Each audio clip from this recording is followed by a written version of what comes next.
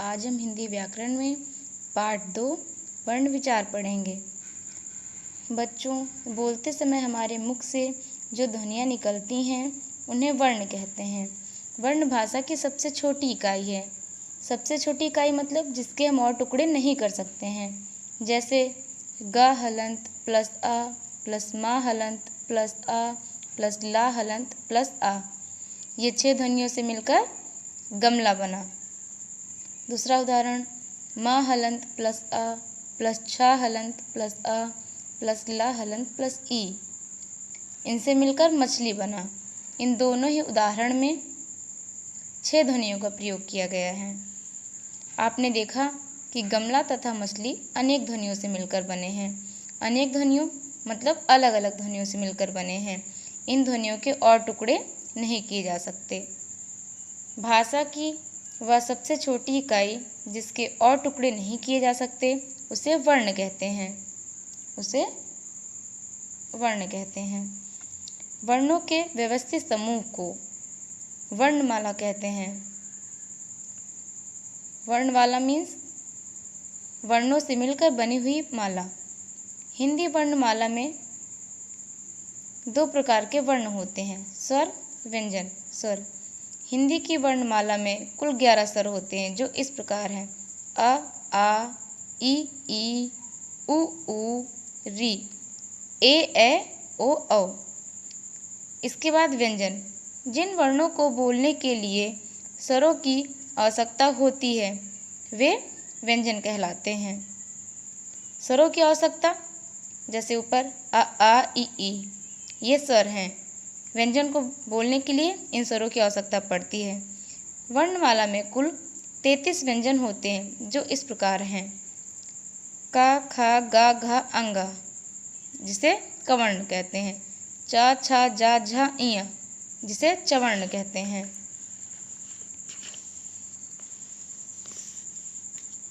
टा, ठा, डा, ढा, णा, टवर्ण। ता, था, दा, धा, ना, तवर्ण। पा, फा, बा, भा, मा, पवर्ण। इन सबको मिलाकर स्पर्श व्यंजन बनता है। कौन सा व्यंजन बनता है? स्पर्श व्यंजन। या, रा, ला, वा, जिसे अंतस्थ व्यंजन कहते हैं। श, श, सा, हा, इसे ऊष्म व्यंजन कहते हैं। का से मा तक के 25 व्यंजन स्पर्श व्यंजन कहलाते हैं। या, रा, ला, वा अंतस्थ व्यंजन कहलाते हैं। इसके बाद संयुक्त व्यंजन। जो व्यंजन 2 अलग अलग व्यंजनों से मिलकर बनते हैं, वे संयुक्त व्यंजन कहलाते हैं। इनकी संख्या 4 है। का हलंत प्लस श, छ बना, जैसे कच्छा, रच्छा। ता हलंत प्लस रा इज इक्वल टू त्र, इसे मिलकर मित्र, त्रिशूल। जा प्लस इया, ज्ञ, ज्ञानी, विज्ञान। स्वर के भेद। स्वर के 3 भेद होते हैं: ह्रस्व स्वर, दीर्घ स्वर, प्लुत स्वर। इनके उच्चारण में सबसे कम समय लगता है। ह्रस्व स्वर जो होते हैं उनके उच्चारण में सबसे कम समय लगता है। ये 4 हैं: आ, ई, उ, री। दीर्घ स्वर, इनके उच्चारण में ह्रस्व स्वरों से 2 गुना समय लगता है। 2 गुना मतलब डबल समय लगता है।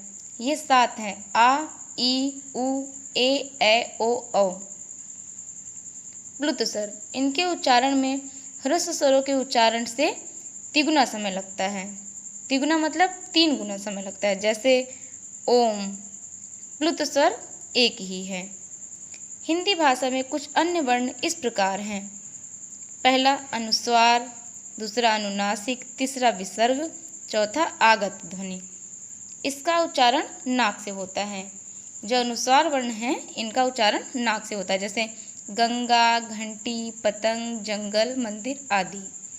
अनुनासिक, इनका उच्चारण नाक और मुंह दोनों से होता है, जैसे आँख, दांत, छांव, चांद।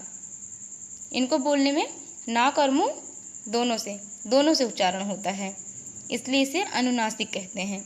विसर्ग, इसका उच्चारण हा की तरह होता है। इसका प्रयोग अधिकतर संस्कृत से आए तत्सम शब्दों में किया जाता है, जैसे प्रातः, अतः, क्रमशः आदि। आगत ध्वनि, इसका उच्चारण आ तथा ओ के बीच की ध्वनि के समान होता है। इसका प्रयोग अंग्रेजी से हिंदी में शब्दों में किया गया है।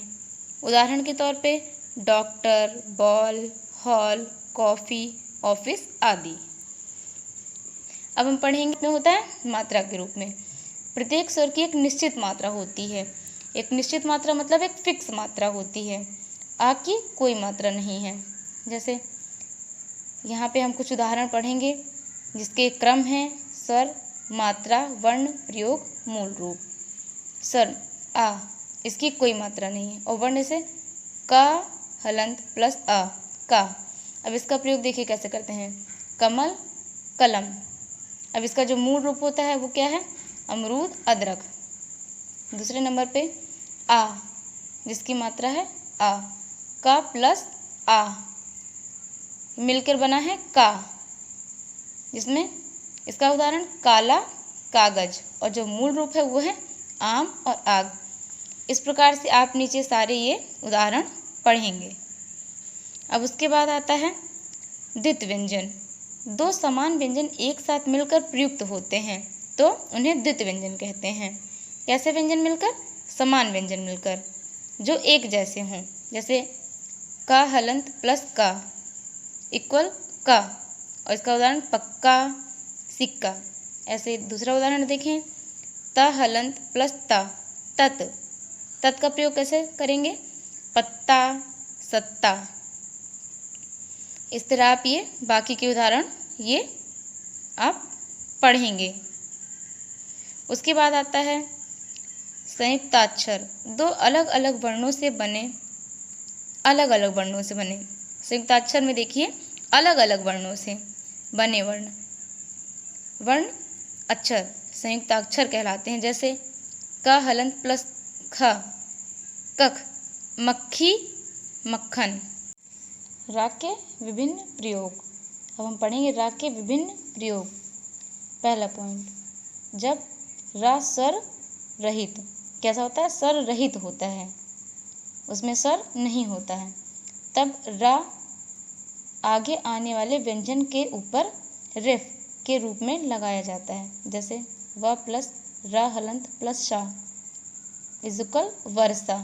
मिलके क्या हुआ? क्या बना? वर्षा।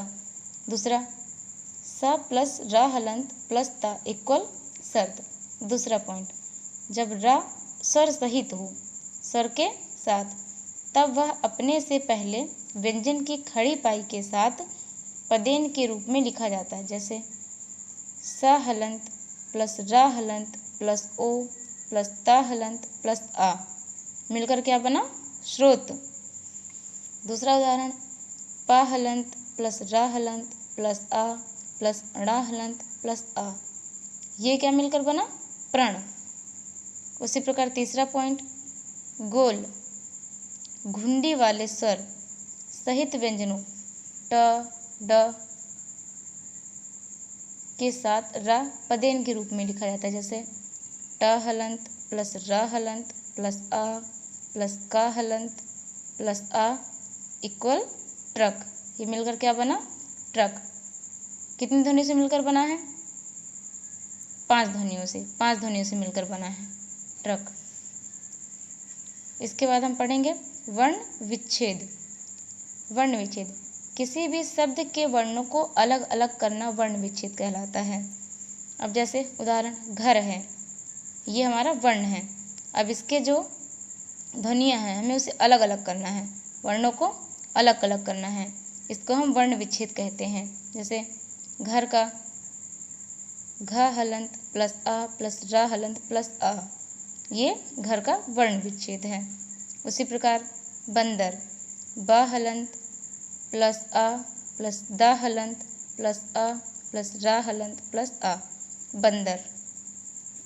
इन दोनों को आपको पढ़ना है उसी प्रकार। Thank you.